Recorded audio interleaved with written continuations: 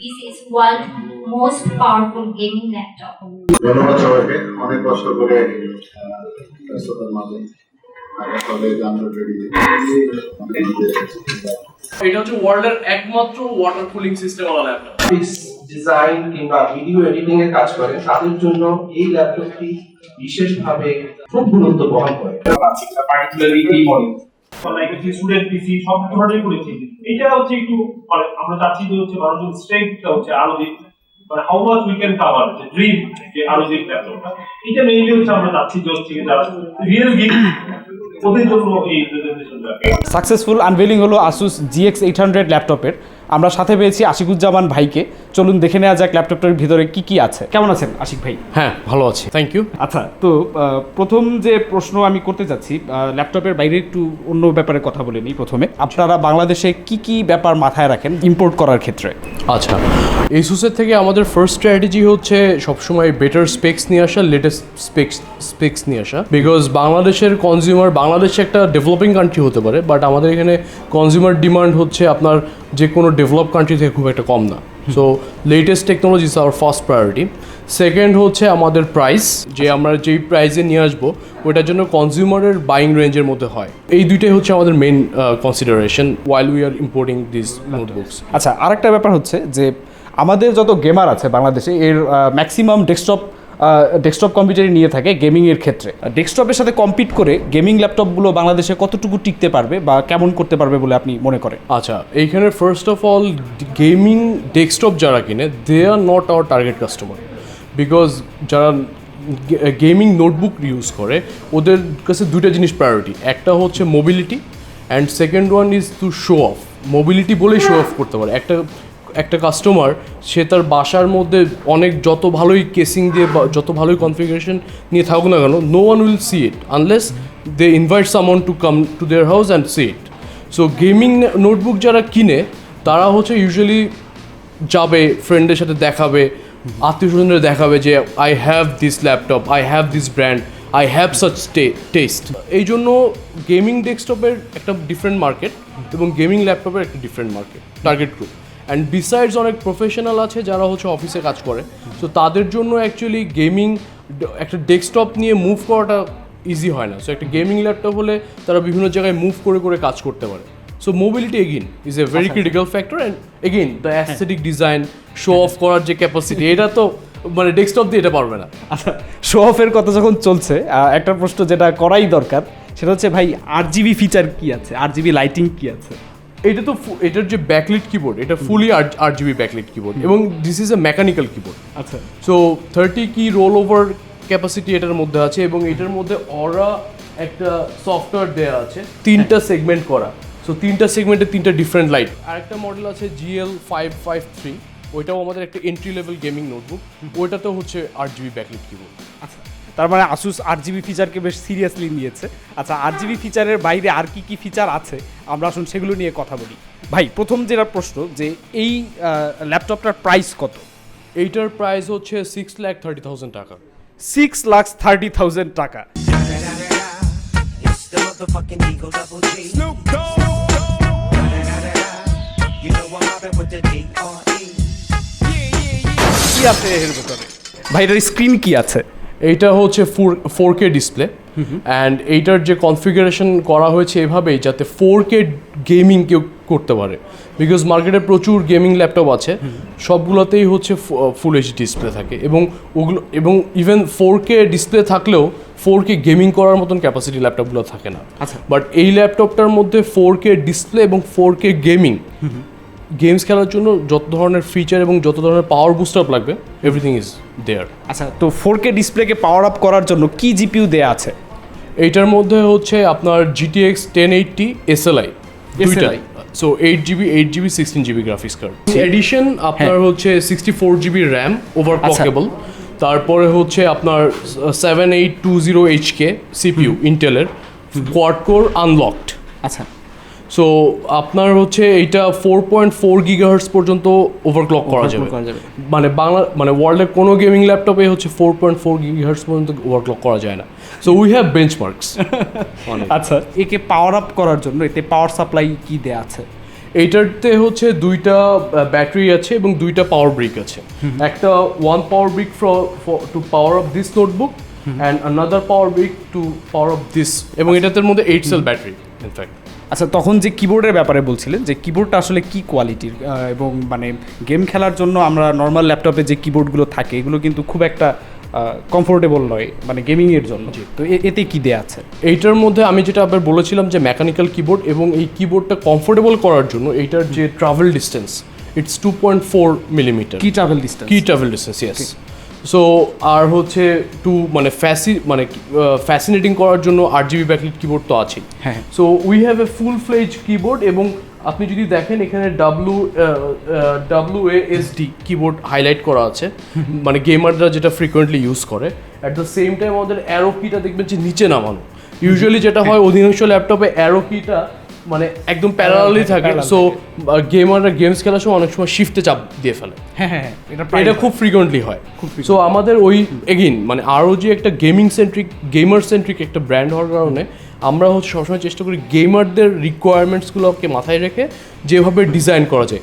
It can be keyboard, it can be specs, it can be display, it can be overall aesthetic design as well. কিবোর্ডের পরে ভাই trackpad কেমন? ট্র্যাকপ্যাডের কি quality? এইটার একটা huge glass pad আছে, যেটা দিয়ে ইউজুয়ালি গেমাররা খুব ইজিলি রেগুলার কাজ করতে পারবে, বাট গেমস খেলার জন্য ট্র্যাকপ্যাড দিয়ে গেমস খেলাটা খুব ডিফিকাল্ট। সো ওইটার জন্য হচ্ছে আমাদের লাইক এভরি আদার নোটবুকস আমাদের হচ্ছে এটার সাথে স্পেশালি ROG গেমিং মাউস দেওয়া আছে এবং গেমিং হেডফোনও দেওয়া আছে। আচ্ছা, অ্যাক্সেসরিজ কি দেওয়া আছে এর সাথে? এটার সাথে হচ্ছে আমাদের গেমিং মাউস, গেমিং হেডফোন, তারপর গেমিং ব্যাকপ্যাক, অ্যান্ড হচ্ছে এই ওয়াটারপ্রুফিং সিস্টেমটা ক্যারি করার জন্য একটা গেমিং সুটকেস দেওয়া আছে এটার সাথে। আচ্ছা, ওয়াটার কুলিং সিস্টেম। আচ্ছা, ল্যাপটপের ভেতরে ওয়াটার কুলিং সিস্টেম, তার মানে ল্যাপটপের ভেতরে কোনো না কোনোভাবে পানি দেওয়া হবে। কি সেচ ব্যবস্থা এতে দেওয়া আছে? Interesting question. আমাদের এই নোটবুকটার মেইন ফিচারই হচ্ছে ওয়াটার কুলিং সিস্টেম, বিকজ ওয়ার্ল্ডের এটা একমাত্র নোটবুক যেটা ওয়াটার কুলিং সিস্টেম সহ আসছে। সো আমাদের যেটার ফিচার সেটা হচ্ছে আমাদের যে ওয়াটার কুলিং সিস্টেমটা আছে হাইড্রো সিস্টেম, এটার মধ্যে দুইটা টাব মতো থাকে ছোট ছোট। তো ওটার মধ্যে পানি দিলে তো ওইটা আবার যখন ডকিং এর থ্রুতে কানেক্ট করা হয় পিসির সাথে, পিসির মধ্যেও দুইটা পাইপ চলে গেছে। সো একটা পাইপ হচ্ছে আপনার ওয়াটার পাম্প করে পিসির মধ্যে ওই যে GPU এবং CPU টাচ করে আপনার সার্কেলের মতন ঘুরতে থাকে, মানে লুপটা ভেতরে করে দেওয়া আছে অলরেডি। সো এইটার কারণেই কিন্তু হচ্ছে এই যে CPU থ্রটলিং বা GPU থ্রটলিং এই জিনিসগুলো আমরা এটা অ্যাভয়েড করতে পারি, এবং পিওর 4K গেমিং এর যে এক্সপিরিয়েন্স আমাদের বিশ্বাস যে আমাদের এই নোটবুক ছাড়া ওয়ার্ল্ডের কোনো নোটবুক হয় না। আচ্ছা, তো আমার জানা মতে ওয়ার্ল্ডে এর থেকে বিগার এবং এর থেকে এক্সপেন্সিভ ল্যাপটপ আছে। হ্যাঁ, এটা বিগেস্টও নয়, আবার মোস্ট এক্সপেন্সিভও নয়, কিন্তু আপনারা ক্লেম করছেন যে এটা হচ্ছে মোস্ট পাওয়ারফুল ল্যাপটপ। কেন? বেসিক্যালি আপনি যদি চিন্তা করেন প্রাইস ডাজন্ট ম্যাটার, প্রাইস একটা হতেই পারে, মানে এটা রিফ্লেক্ট করে এটার পারফরমেন্স। সো যদি বলি মোস্ট পাওয়ারফুল কেন বলছি, সেটা হচ্ছে বিকজ আমাদের যেটা আমি বলছিলাম যে আমাদের ওভারক্লক করার জন্য যে CPU থ্রটল করার যে প্রবলেমটা ক্রিয়েট হয় ওইটাকে সলভ করার জন্য we have a dedicated water cooling system. ওয়ার্ল্ডের কোনো নোটবুকে ওয়াটার কুলিং সিস্টেম নাই, unless a notebook has water cooling system ওইটা কখনোই এইটার মতন হচ্ছে ওভারক্লক করতে পারবে না। ফর এক্সাম্পল কিছু একটা ব্র্যান্ড প্রবলি আছে যারা হচ্ছে ফর এক্সাম্পল 21 ইঞ্চির মনিটর নিয়ে আসছে, অনেক বড় হতে পারে, বাট ওইটার প্রবলেম হচ্ছে যে they don't have any cooling system, appropriate cooling system. So ওইটা আপনি ধরেন ফর এক্সাম্পল CPU আপনার 4.2 GHz পর্যন্ত ওভারক্লক করে আর করতে পারবেন, তারপরে থ্রটল করা শুরু করবে এবং পারফরমেন্স ড্রপ করবে। বাট আমাদের এখানে 4.4 পর্যন্ত ওভারক্লক করার পরেও আপনার পারফরমেন্স স্টেবল থাকে, GPUর ফ্রিকোয়েন্সিও স্টেবল থাকে। So that's why we are calling it the most powerful gaming laptop in the world. That means the GX 800 can push the CPU up to 4.4 GHz. So this is the most powerful laptop so far. এবং আমি যদি add করি, আপনি যদি benchmark করেন, আমাদের হচ্ছে for example আমি বেঞ্চমার্ক যেটা দেখতেছিলাম আমাদের এই নোটবুকের সাথে ইউজুয়ালি কম্পেয়ার করা হচ্ছে ডেস্কটপের সাথে। মানে there is no other notebook যেটার সাথে এটার অ্যাকচুয়ালি কম্পেয়ার করা হয়েছে। আমাদের আরো এটার থেকে আর একটা দামি আর একটা ব্র্যান্ডের একটা নোটবুক আছে গেমিং, আমরা ওইটার সাথেও কম্পেয়ার করে দেখছি যে এফপিএস এর কথা বলেন, তারপর যে 3D মার্কেট, তারপরে গেমস এর ওয়াইজ মানে ট্রিপল এর রেটেড যে গেমস গুলো আছে ওইগুলোর পারফরমেন্সের কথা যদি আপনি বেঞ্চমার্ক গুলো দেখেন, সবগুলোতে আমাদের নোটবুকটা higher, much higher, at least 33% performance better. 33%। So most powerful claim করার জন্য প্রমাণ থাকছে 33% higher performance compare to other laptops.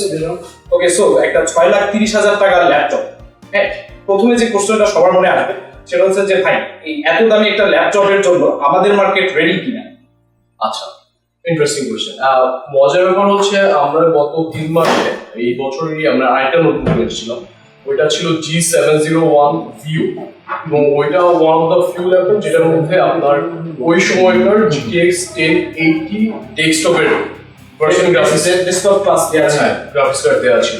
So ওইটার প্রাইস ছিল হচ্ছে 3,95,000 টাকা।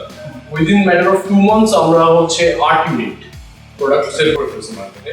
আমাদের শুধু এই নোটবুক তো 6,30,000 টাকা দামের একটা নোট, 40,000 একটা নোটবুক।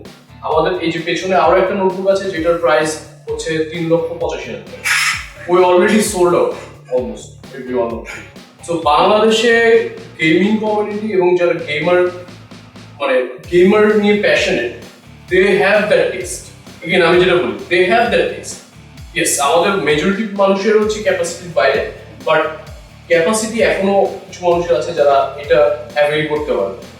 অ্যান্ড বিসাইডস এইটা এই ল্যাপটপটার কথা যদি আমরা বলি, এটা হচ্ছে যে কারের কথা যদি বলি, luxury car, super car, hyper car, এটা basically hyper car of gaming. So it's more of আপনার কি বলবো, মানে to demonstrate our ultimate capacity.